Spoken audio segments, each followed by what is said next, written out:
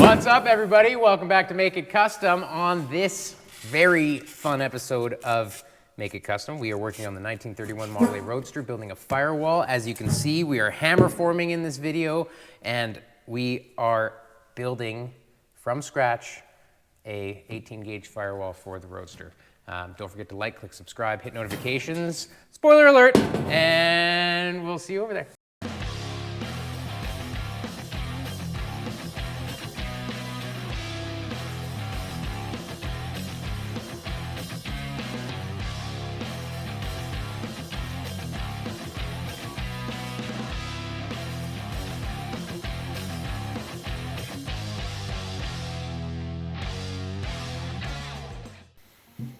All right, let's get into building this firewall. So this is our old firewall. This is the one that was in there with the small block Chevy. You'll notice that it's quite deep, and that is the problem, that is the difference, that is what we're working with, is that this firewall is a lot too deep for the nail head. So let's just have a quick look. So the way we made this firewall was partially the original aftermarket firewall. It was a bolt-in firewall. This is made from multiple pieces, whether or not you can tell. This edge is a weld seam where we put the distributor cove in. There is a weld seam actually right here, all the way around, so that I could make this pattern on the firewall. So our new firewall, we're gonna go with a little bit different style, a little bit different pattern, a little bit different way of manufacturing. We don't have this to cut up. I'm not gonna cut this up again to make it narrower. It doesn't make any sense. So what we're gonna do to solve this problem is use hammer forming with MDF. This is gonna be a two-part video, by the way. We're gonna hammer form today. We're gonna show you how to trace this out, make templates, and actually hammer form a new piece, but there will be a distributor cove that'll have to go in later for some metal shaping. Maybe we'll get to that on this one, but I kind of don't think so. But then what we're gonna do as well is we've got a new tool design idea that we have not made yet that we would really like to use on this. And the reason being is that you may or may not have seen people use a reciprocating hammer, like as in a vibra-shear or a pull max, to do really deep beading in things like firewalls. And that is a very expensive machine. It's a sought after machine. It's not a machine that an at-home garage builder is going to need or use enough to warrant owning that piece of equipment. So Elio and I, obviously, we just love making garage tools that can solve problems like that. So we've got this great idea. I hope it's a great idea, and it will be in the next video as an at-home tool that will replace a $25,000 pull max for doing that bead. In this video right now, we're gonna do the hammer forming of the edges and get an actual shaped piece that will fit in place of our firewall. Like, we're gonna make the firewall right now, but then in the next video, we're gonna modify the same buck that we're gonna use to hammer form all these edges to actually use our bead tool that is just gonna use a standard air hammer. And we're gonna be able to control the depth of our bead and actually make complex beads in the firewall that look like they came off a pull max. Or at least that's how it works in here, so you'll have to watch the video to see whether or not I'm right. What we're gonna do is trace this out onto some template paper. We need to know the largest size of this. And if you can look closely, this is tapered a little bit, right? The cowl of this car tapers a little bit, as in it gets narrower, right? So this taper will have to be built into our buck or our hammer form. This is our cut line from our floorboards, right? So we know that that is the bottom. So I'm just gonna kind of line that up with the bottom here, just so I don't have to cut it. So you wanna be as accurate as possible with this, because this is, like, we're gonna cut right to that line. We're not leaving any extra, because this fit before, right? So this should fit again. Just to be a broken record, whenever I'm using a Sharpie, the line itself is thick enough that you need to know if your measurement or your template is on the inside of that line or on the outside of that line. So in this case, we traced the outside of something. So we gotta leave the Sharpie on the outside, like on the waist, because our actual measurement is on the inside. The more you can trust your patterns, the less guessing you gotta do. You know, I was just at a metal shaping class at Kindigit Design in Utah, and There's a bunch of guys there from all over the place, really well-respected, highly skilled metal shapers. One of them is Mike Wagner, Cornfield Customs. If you don't know the guy, like, get on it. I look up to him. He's like insanely skilled in metal shaping.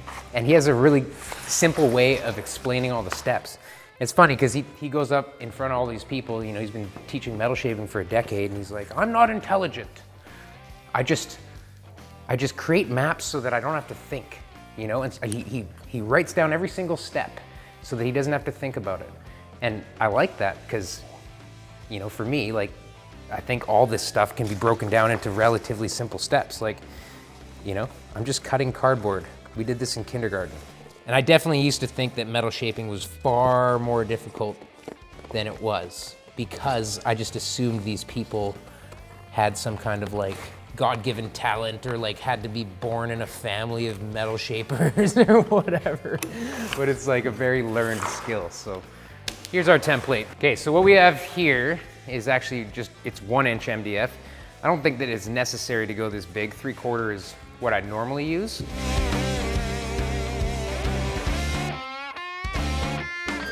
What we are trying to do right here is we're trying to force the material flat in everywhere that we want to keep flat by sandwiching them, or sandwiching our steel with these 2 pieces of MDF.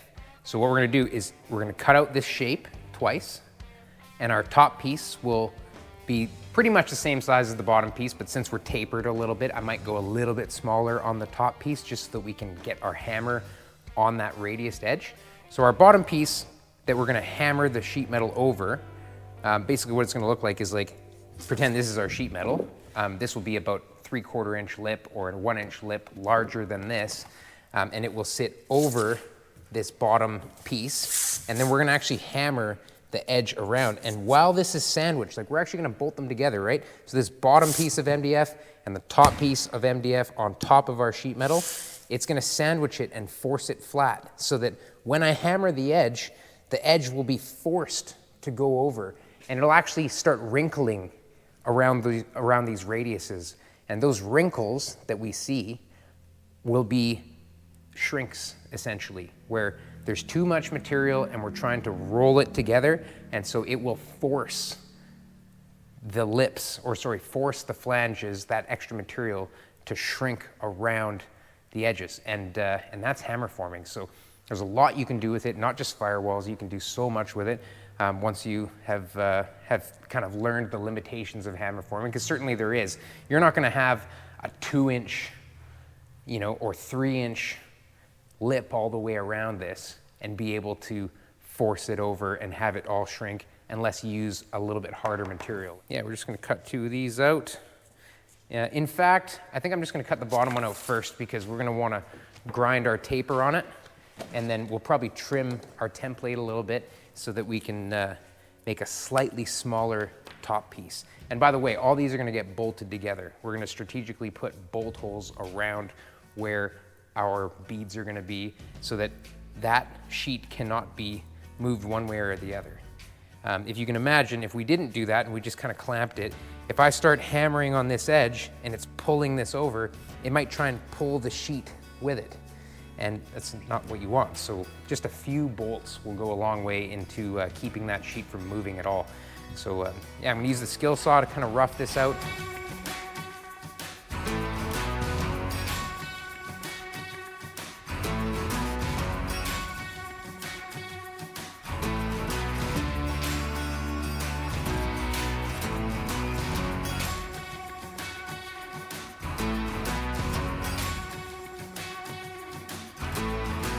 Okay, we got side 1 cut, and because the blade is a little bit, you know, like this, the side that we marked the Sharpie will be the most accurate, so the other side is the side I'm gonna shave a little bit. I wanna add a little bit of a taper on that before I round the corners for hammer forming because of the taper we were talking about on the cowl. So I think what I'll do now is kind of cut out these little spots here, and we're gonna finish this with the taper and the router like rolling over the edge, radiusing the edge a little bit for our hammer form, and then we'll cut the next piece so that we know how, like the actual size that we want to make it. So I'm gonna go ahead and do that now.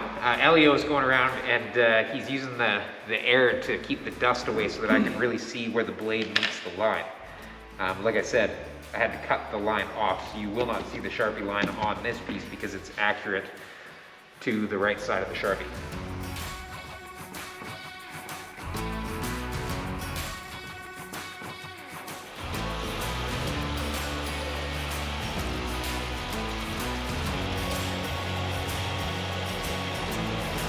Now what I want to do is get an idea of the angle that we're going to grind onto our buck or our hammer form. So I'm holding this blue part of this flat, and then I just want to see what kind of angle we've got on here. Is that consistent?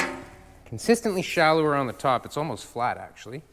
So that is going to be there for the whole top, and then the sides are something different. So I'm just going to tighten this up. We'll grind the whole top of this to be at this angle, and then we'll check the side and do the same thing. Like I said, this is the side that our Sharpie lines were on, so this is going to be the inside edge. That's the edge that we marked.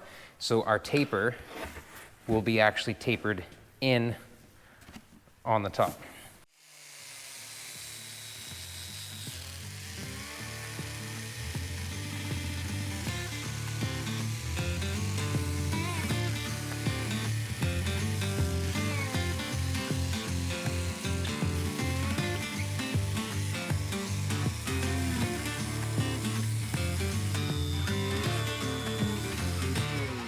Yow! That dust gets in your eyes, around these glasses, no problem. Okay, now the edges and the corners have a lot more. Transition happens right about there, right above that bolt, which is about 2 inches above the edge of that.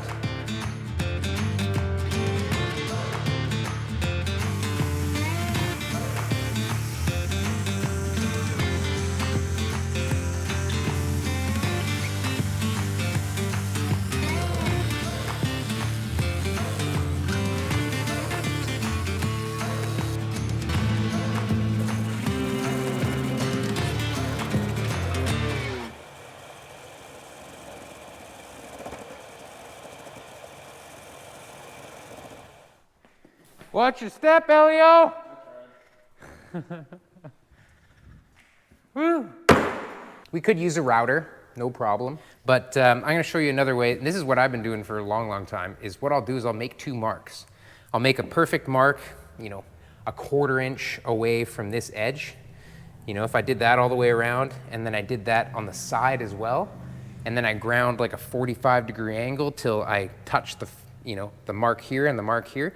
If you start with that and you make that perfect and then you don't go past it, then you should be able to make a relatively good radius. So like hit that 45-degree angle, touch your line, and then you'll split it 22.5 or whatever it would be, all the maths. So yeah, that's how you can make a nice radius. And then you just sand it and it'll be fine. Like the metal's gonna be crushing over that, and you're not going to see little ridges or imperfections. It's not really going to be a big deal. So if you don't have a router, no excuse, still give us a try. So I'm going to go grab the, just something to mark it. If nobody is looking, I would not be measuring this, okay? So I'm not going to measure it. You just use your finger, you give yourself a stop, and you go like this. And you go, oh yeah, that's 1/4 inch, woo, whoop, like that.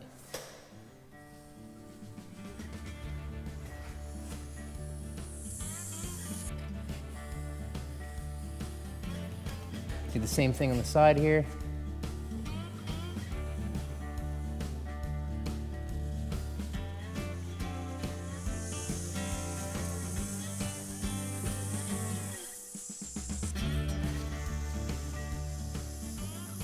Okay, that is going to be the beginning of our radius.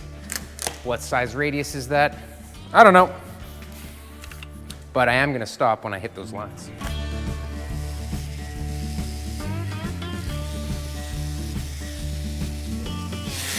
I'm gonna come back and do that with something else because that's gonna be a little difficult. You do not want to breathe in this stuff. I just forgot for a second there and I could instantly feel it. The particles are very fine, and so you can breathe them in, and like they're so dry that in your lungs, imagine what happens when moisture contacts this dry dust. It probably clumps up and means you got to go to the doctor.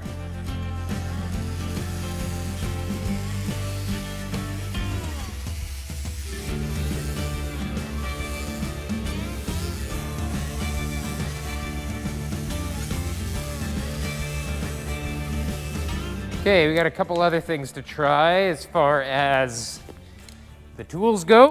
So now just with like a 3-inch angle die grinder, I'm just gonna kind of burn that, and then we'll start sanding it, right? Try and be as consistent as you can.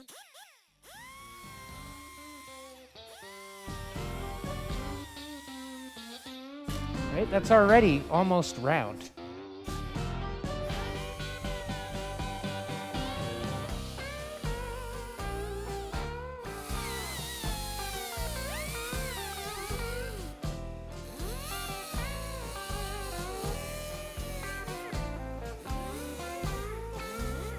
All right, so in the time that it took Elio to change a GoPro battery, we got like 3/4 of this done. So after we've gone that far with sanding, which didn't take very long, just a little bit of a file I used to take the edges off. And I don't think we even really need to sand it after this, to be honest. It looks quite rounded, but I probably will just throw a little bit of sandpaper on for a minute, just because it's easy. But this is all I'm doing. Like I haven't knocked off the edges here yet. So this is just, you know, our 45, 22, 22 kind of thing. So I'm just using this file, just knocking the edges off. And look at that. I don't know if you can see that, but it's quite round. So now we use the back side of the file in here. Same thing here. Just kind of soften all these edges. Now, I'm just gonna use a sander. I just got a little 80 grit on here.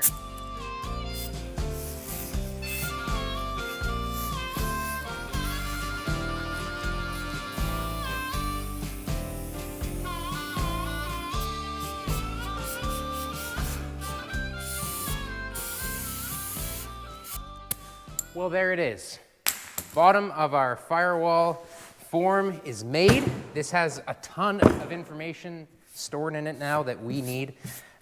One of the things that I was talking about why we didn't make that second piece, like our top piece to sandwich this yet, is because it actually has to be a little bit smaller so that we can get the radius, like our hammer needs to be able to hit kind of here. So that's about a 1/2 inch in from the outside of that pattern. So now what are we gonna do? We're gonna use that pattern. We're gonna cut 3/4 inch larger than that pattern for our sheet metal template. So we'll mark that on a piece of sheet metal. We'll enlarge it by 3/4 inch. And then we'll take that same template and we will shrink it by 1/2 inch so that we can create our top sandwich piece. And first things first is to do those things and design our beads so that we know where our holes can go to clamp these two things together, which is what we're gonna get to right now.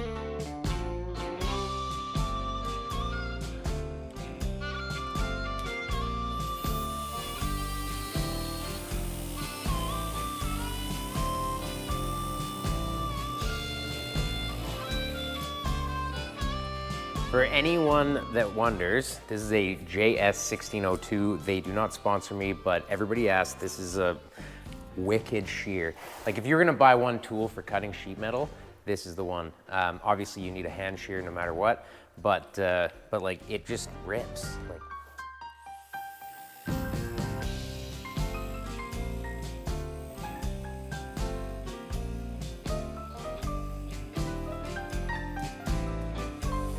you like cut close to your line, not right on the line, then this smaller piece of sheet metal becomes weaker and it kind of coils away so it doesn't distort your edge or stretch it or do anything funny. These are like 4-sided carbide blades that like, I don't think I've ever actually like gone, oh, I need them to be sharper and turned them. So like, probably lasts you a long time.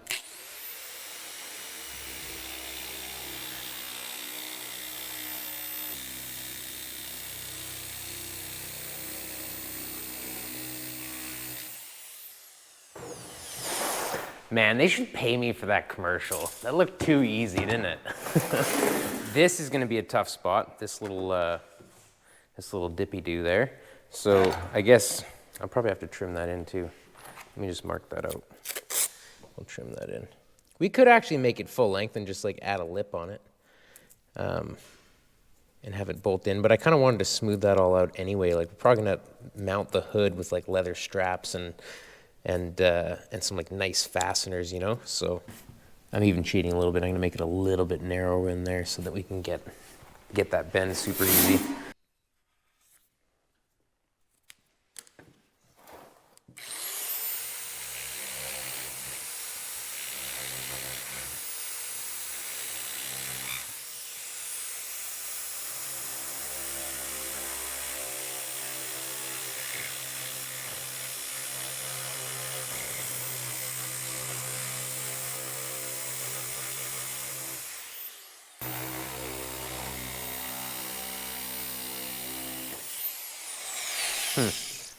Didn't have to relief cut it, that was actually easier.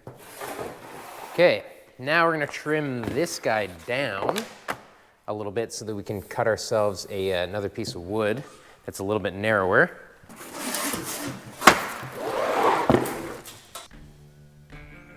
We don't have 1/2-inch tape, do we, bud? Don't think so.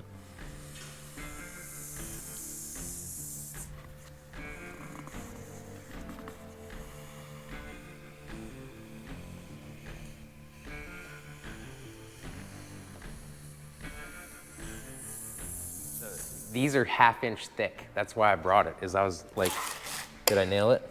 Oh, buddy, look at that. But yeah, these are 1/2-inch, right? So that's normally what I would use to trace this all out at 1/2 inches. Piece of soapstone, but.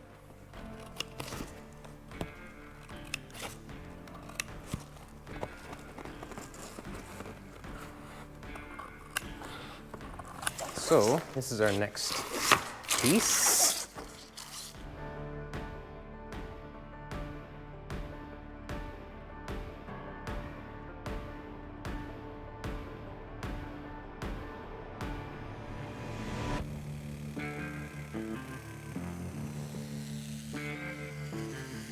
Okay, so now that that's done,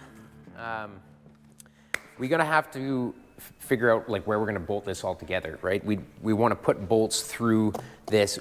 You could do a million clamps and kind of dodge around the clamps when you're hammering, but I don't really like doing that. I don't mind putting a few holes into the material. And since we're gonna actually hammer beads into this, like I want to do this different than the firewall that we pulled out of here, right? That I bead rolled, and this one I'm thinking that we actually hammer beads into it, like nice, deep, pronounced beads, like what you would see off of a Pullmax.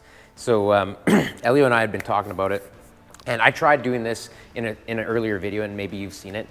It was like making beads without a bead roller, and I made like an air hammer thing to just kind of like run beads in a hammer form, and it worked pretty good.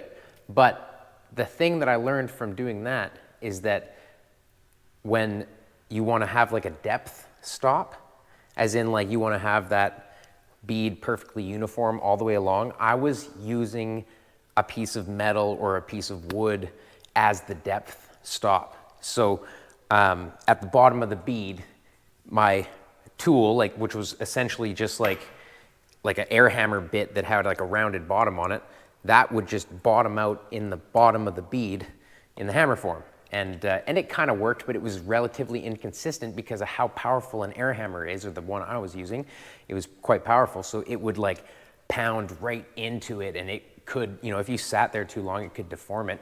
At the same time, you're sort of beating the metal to death as well, because you're sandwiching it between two things.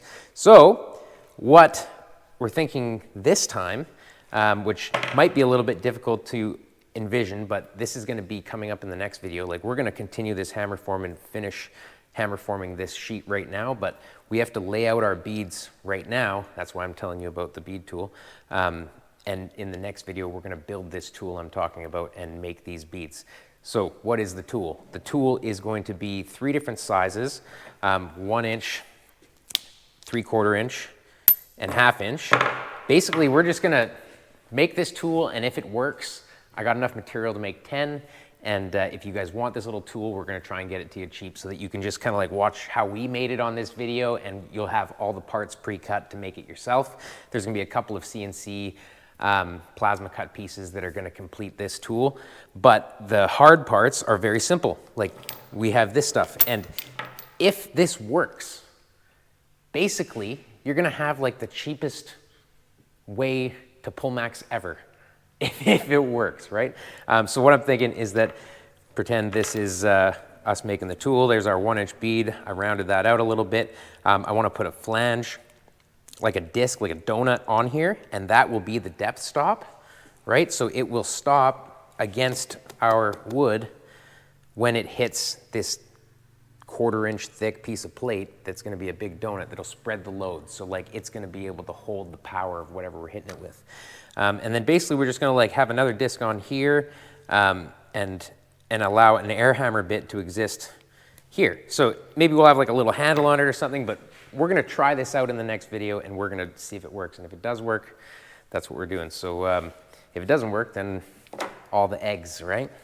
Okay, so Elio and I have to figure out what our game plan is for a cool looking firewall. I don't want to just do this bead rolled thing. I think the look of the car is like a little bit older, and that original firewall doesn't match that motor. Like, it's a nail head. It's got like deep grooves, and you know, it's more industrial looking. So I want to do more of a classic firewall that has like a cool pattern and deep beads on it. It still is going to have that distributor cove, so we'll have to kind of like measure for that.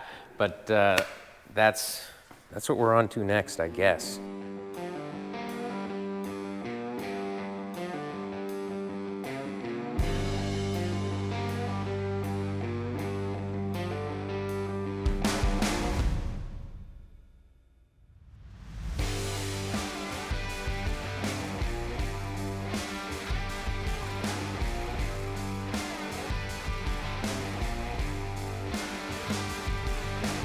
So as soon as I start talking about this stuff, Elio walks over to the Zephyr and pops the hood, and I don't know why I didn't start there.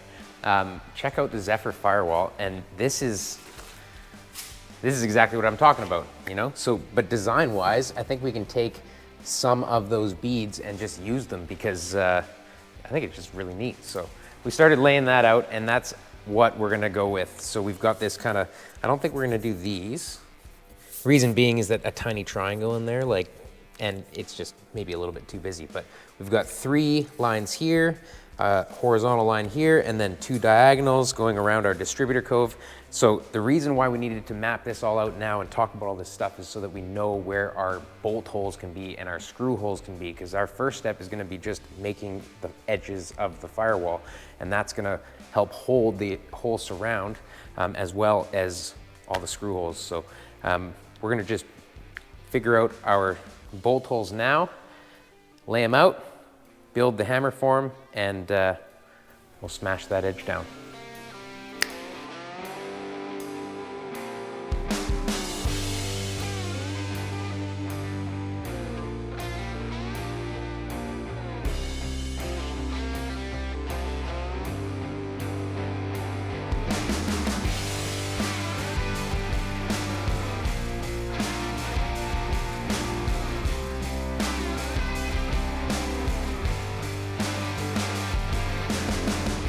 So I'm trying to do screw holes around the ends of beads, in the corners of beads. We're gonna put a lot of screw holes into this, but we're trying to make them small. In the past, I've used 1/4 inch bolts, and it's just a little bit more heat that you have to put in to the panel to fill it. And I found, especially if you're gonna use 3/4 inch thick plywood or MDF, I like personally MDF. I feel like plywood sort of flexes a little bit too much, but use a bunch of screws and then we can countersink them a little bit and it'll be nice and flush, and we can run clamps on it. We're not kind of running into bolts and stuff. That's kind of what I'm thinking anyway. So like in a corner like this, I definitely want to have like a screw in here, right? And we're thinking about our tool at the same time, so we don't want the tool flange to run into it. So we think that flange will be okay. Well, I guess if we're countersinking, it really doesn't matter also, so forget that. We're gonna try countersunk hardware to put this together.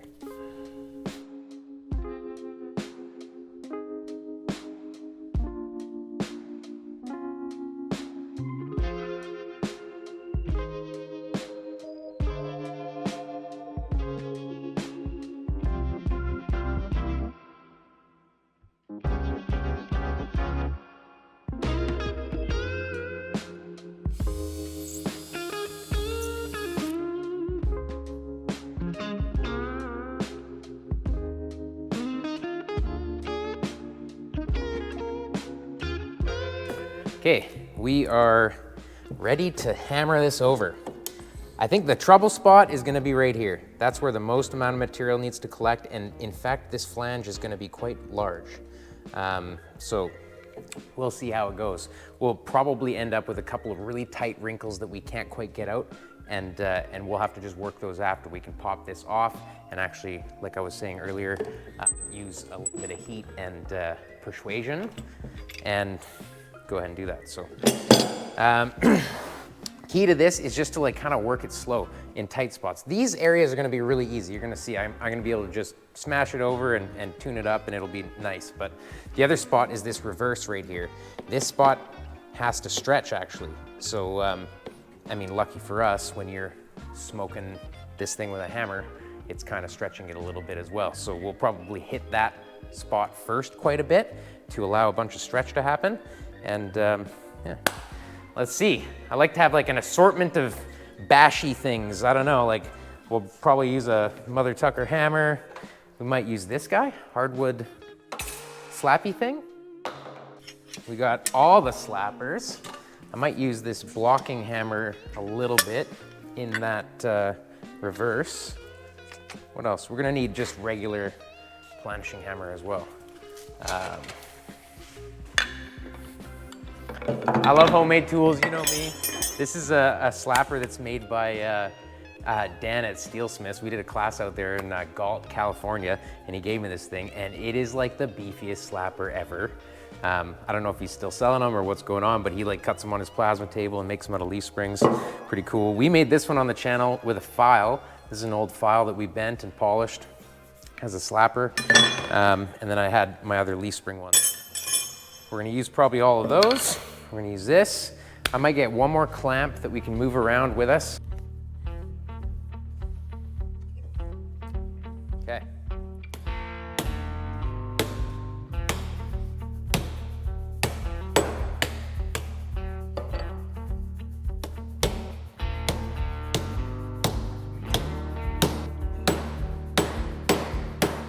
Oh, we love the Mother Tucker.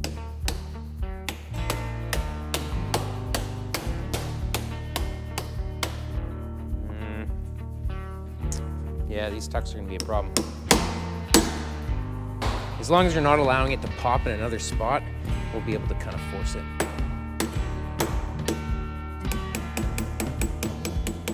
Yeah, we're gonna have to heat up those spots, I think, a little bit. No big deal. I might try heating it right now. It's gonna destroy the buck a bit.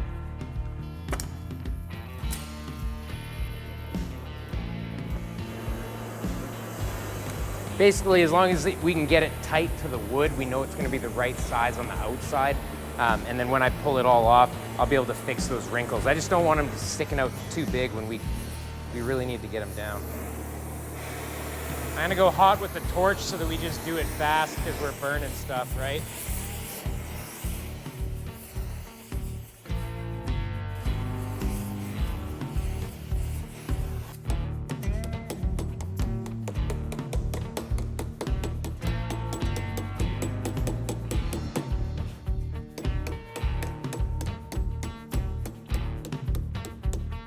Yep. Cool. Valid question for sure. Ellie was asking if, is there a way to like move this material over? And to a degree, it kind of seems like you can kind of move things a little bit, but it's usually sort of pivoting on whatever point, because for this to move over, it's all attached to the metal up here as well, right? So you could kind of like move some of the wrinkles a little bit one way or the other, but for the most part, they kind of need to shrink where they need to shrink. So that's something we're gonna deal with after. I mean, even this, like when you do it this way, this is like a destroyed buck after that, right? Like, so if you were to be remanufacturing this, you would wanna have like a steel buck or an aluminum buck. You make this out of one of those, and then you can heat it all you want, and all those tucks would have completely flattened out if I was using something harder than MDF, like aluminum. So something to consider, but that's a non-issue for me, right? This is just a couple few tucks that are something we're gonna have to just smooth out after. And also, you're not even gonna see those because it's gonna be inside the firewall. So yeah, worked out perfect.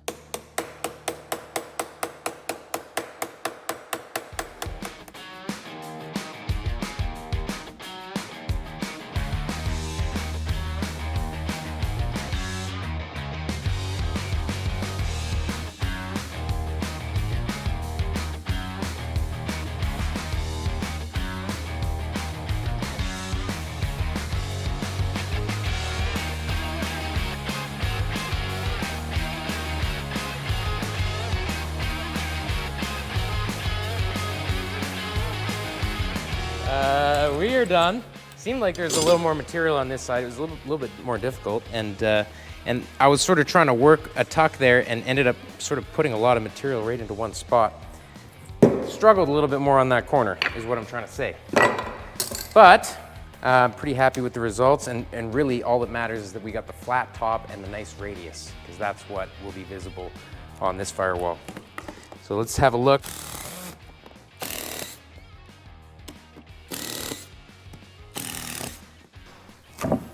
All right.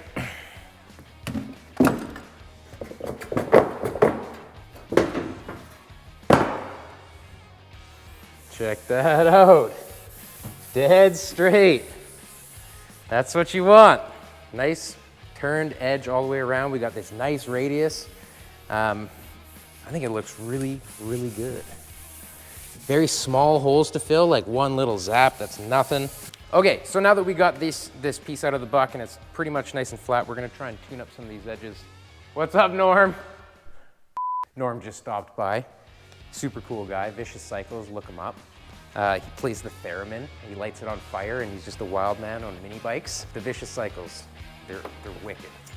Anyway, I'm gonna do a little work to his mini bike. So what we're gonna do, I think, is just use this die and just smash down these tucks. I kind of went a little crazy on the other side, so it might be a little more difficult to get that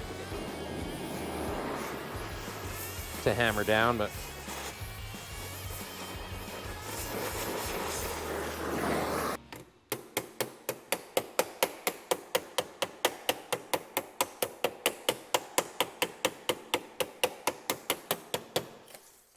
do it again.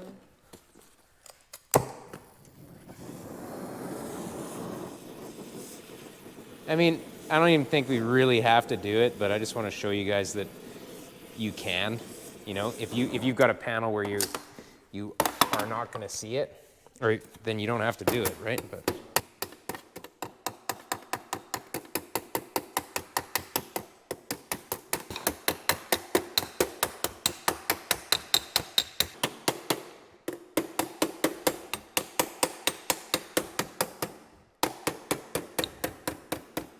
okay. So there you have it. That one's gonna take a little more work messing around, but I think that I've actually got to go. It's my dad's 65th birthday. Feel free to wish Roy Fisher a happy birthday in the comments. He watches the videos. He's actually taking a little plane flight right now. We're talking about maybe looking at getting our pilot's license. I don't know. Anyway, Thanks a lot for watching Make It Custom, everybody. I really appreciate each and every one of you. Don't forget to like, click subscribe, hit notifications, throw a like in the comments, hit us up on Patreon.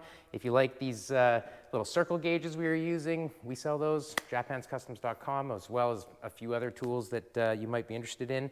And we are doing classes right now. So November class will probably already be gone, but December class is going to be, I believe, the 13th to the 15th. So check if there's some availability there, and watch for it in the new year. We're going to, as long as you guys want to, we're going to keep doing classes here, and we're probably going to do a chop class and maybe a bead rolling class. Yeah. Thanks, everybody. Later.